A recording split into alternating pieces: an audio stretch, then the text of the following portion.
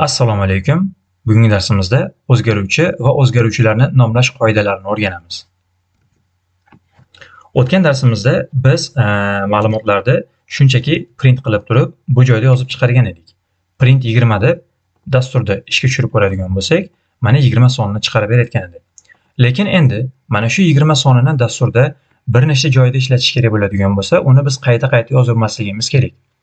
To'g'ri, hozir bu 20 soni bo'lganligi uchun qayta-qayta yozsangiz unchalik muammo emas, lekin bu ma'lumot bizga qayerdandir kelishi mumkin. Masalan, boshqa serverdan, boshqa manzildan kelayotgan bo'lsa, biz uni o'zimizga olib vaqtincha bitta o'zgaruvchida saqlab, keyin kerakli joyda ishlatishimiz kerak bo'ladi. Xo'p, endi buni o'zgaruvchida saqlab turish uchun nima qilishimiz kerak?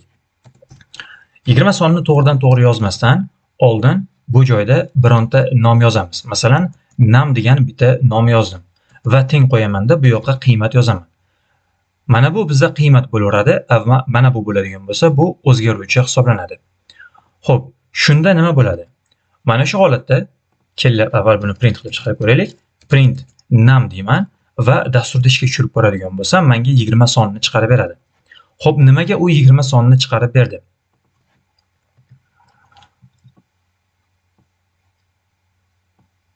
Xo'p, qachonki biz mana bu holatda bitta o'zgaruvchi yozib va unga 20 mana bu yoqqa qiymat yozadigan bo'lsak, mana bu teng, bu o'zlashtirish operatori hisoblanadi. Mana bu 20 qiymatini mana bu o'zgaruvchiga o'zlashtirib beradi. Yana ham aniqroq qiladigan bo'lsak, kompyuterda xotira joylari bo'ladigan bo'lsa, mana shu xotira joylaridan bittasiga 20 yoziladi va mana shu joyning nomi nam deb nomlab qo'yiladi. Xuddiki korobkani ustiga biron narsani yozib yopishtirib qo'yganingizdek yoki xuddiki masalan dori idishlari bo'ladigan bo'lsa, idishlarining ustiga nomi yozilgan bo'ladi. Siz nomiga qarab turib, o'sha dorilar tanlab olganingizga o'xshaydi. Bu holatda ham xuddi shunday bo'lyapti ekan. Demak, xotiraga 20 soni joylanyapti va u joyning nomi nam deb nomlanyapti. Siz qachonki chop et deb turib, unga bironta o'sha nam degan o'zgaruvchini beradigan bo'lsangiz, u mana bu xotiraga murojaat qiladi. Mana shu xotiradan 20 qiymatini olib kelib, mana bu namni o'rniga qo'yib qo'yadi. Bu joyga tushgandan keyin print funksiyasi uni chiqaradi va 20 soni bu yoqda chiqib kelyapti. Endi matnli ma'lumotni chiqarishni ko'raylik.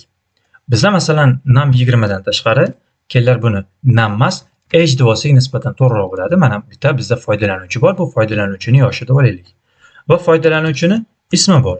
Ismini yozish uchun name degan o'zgaruvchi hosil qildim va bu joyda bunga ism qo'yaman. Ismini Tohir deb qo'ydim.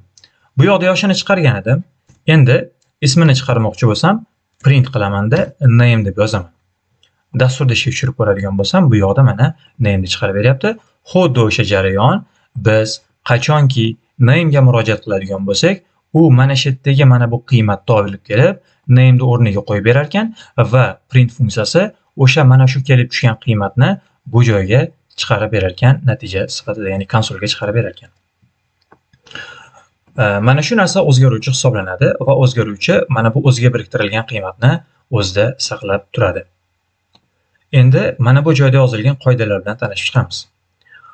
O'zgaruvchilar faqat harf, ya'ni o'zgaruvchilarni nomlashda mana e'tibor berayotgan bo'lsangiz, name degan o'zgaruvchi yozdim. Mana shu o'zgaruvchilarni nomlashda faqatgina harf, raqam va ostki chiziqcha ishlatiladi.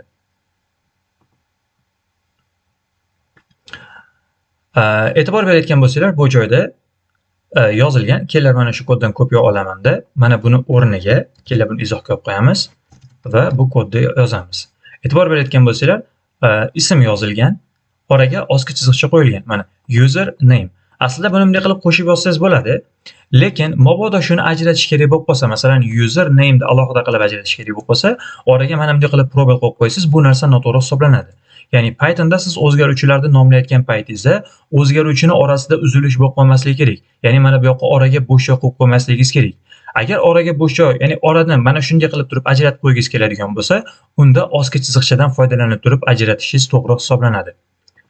Ya'ni mana bunday qilib ajratamiz. E'tibor berayotgan bo'lsangiz, yana nima ekan? Harf, raqam va ostki chiziqcha deyapti. Siz shuni ajrataman deb bunday qilib to'g'ri chiziq yozadigan bo'lsangiz, bu narsa noto'g'ri hisoblanadi. Xuddi shunday boshqa belgilardan ham foydalanmaymiz. Mana bunaqangi belgilar, tutuq belgisi, qavs va hokazolardan ham foydalanmaymiz.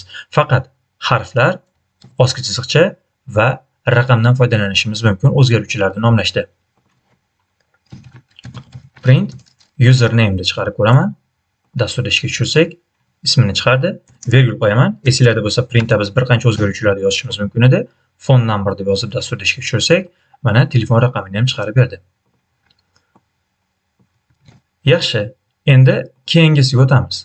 Harf, ya'ni o'zgaruvchilar nima bilan boshlanishi kerak ekan? Harf yoki ostki chiziqcha bilan boshlanishi kerak ekan. Raqam bilan boshlab bo'lmas ekan. Mana ko'rayotgan bo'lsangiz, bu yoqda bitta o'zgaruvchi yozilgan. Mana shu o'zgaruvchi raqam bilan boshlangan. Bu narsa noto'g'ri hisoblanadi.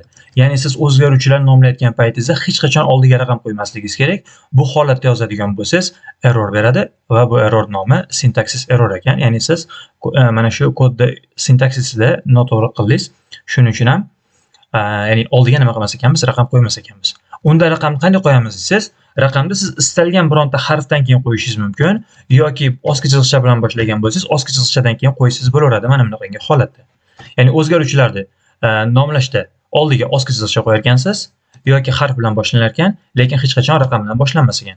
Lekin boshlab qo'yganingizdan keyin bu yoqda raqam qo'yib ishlatsangiz to'g'ri hisoblanar ekan. Xo'p, bu koddan kopiya olamiz va mana bu joyga tashlaymiz. E'tibor berayotgan bo'lsanglar, bu faqat harfdan iborat bo'lyapti. Bu yoqda mana ostki chiziqcha bilan boshlanyapti va mana user 1 deb turib raqam ishlatish kerak bo'lib qoladigan bo'lsa, mana shu holatda ishlatib ketar ekansiz. Endi keyingi qoida, Pythondagi mavjud kalit so'zlar o'zgaruvchi sifatida ishlatilmaydi. Ya'ni bular qaysi? Mana e'tibor berayotgan bo'lsangiz, bu joyda Pythondagi mavjud kalit so'zlar if, for, class deganlardan foydalanib qo'yilgan. O'zi yozishingizga mana shu xatolikni beryapti. Ko'rayotgan bo'lsangiz, chunki mana bular Pythondagi operatorlar hisoblanadi. Ya'ni kalit so'zlar bularda o'zgaruvchi sifatida ishlatib bo'lmaydi. Xo'p, bularda qanaqalari bor ekan? Mana e'tibor berayotgan bo'lsangiz, ba'zilari keltirilgan bu joyda, o'sha kalit so'zlarda if, else, for va hokazolar. Endi agar siz shularni hammasini ko'rmoqchi bo'ladigan bo'lsangiz, barcha kalit so'zlarni ko'rmoqchi bo'lsangiz, mana bu buyruqni berib turib, sinab ko'rishingiz mumkin. Bu joyda keyword modulini import qilyapmiz va uning ichidagi keylist degan o'zgaruvchiga murojaat qilyapmiz. U barcha kalit so'zlarni chiqarib beryapti. Mana shu kalit so'zlarni siz o'zgaruvchi sifatida ishlatmasligingiz kerak ekan. Hozircha sizda mana bunday qilib import qilishga qiynaladigan bo'lsangiz, muammo yo'q. Hali darslarimiz davomida import qilishni o'rganib olamiz.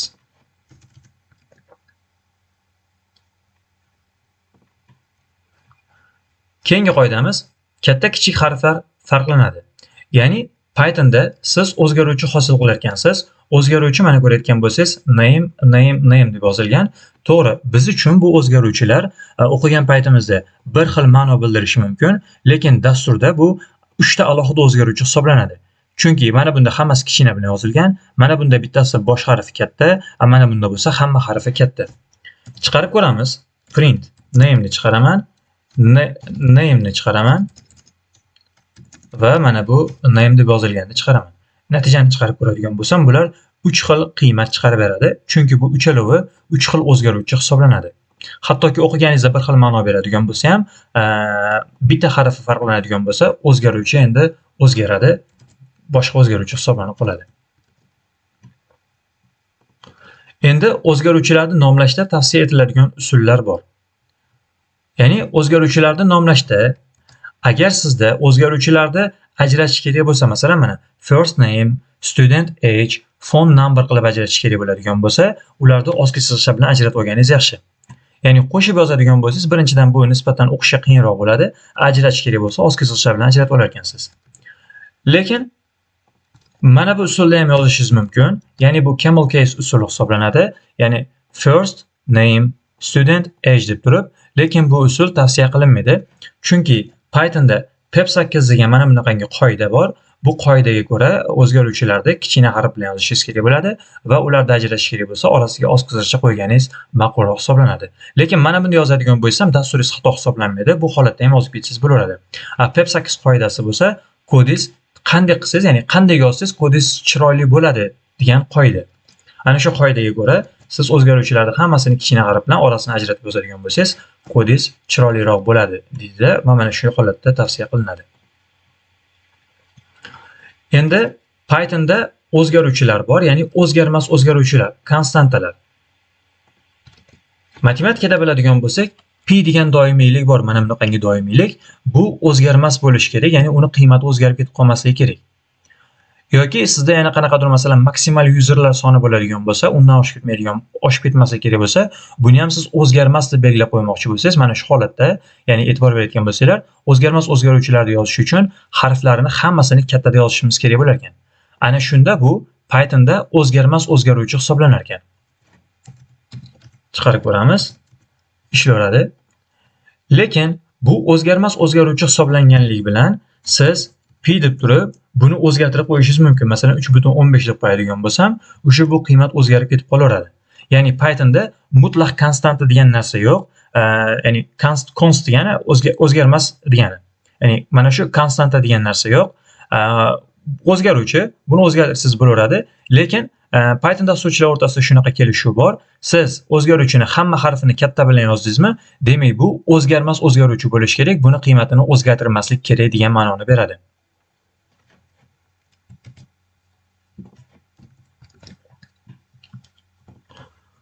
Xo'p, endi keyingi qoidamiz. Yaxshi va yomon nomlar. E'tibor berayotgan bo'lsanglar, mana bu joyda qiymatlarga o'zgaruvchi berishda shunchaki a, x, q deb yozib qo'yilgan. Siz bu o'zgaruvchilarga qarab turib, mana bu joydagi qiymat nimaligini bila olmaysiz. To'g'ri, hozir ko'rgan paytingizda buni ism ekanligini bilyapsiz, lekin mana bu 20 nimaligini yoki 175 nima ekanligini bila olmaysiz.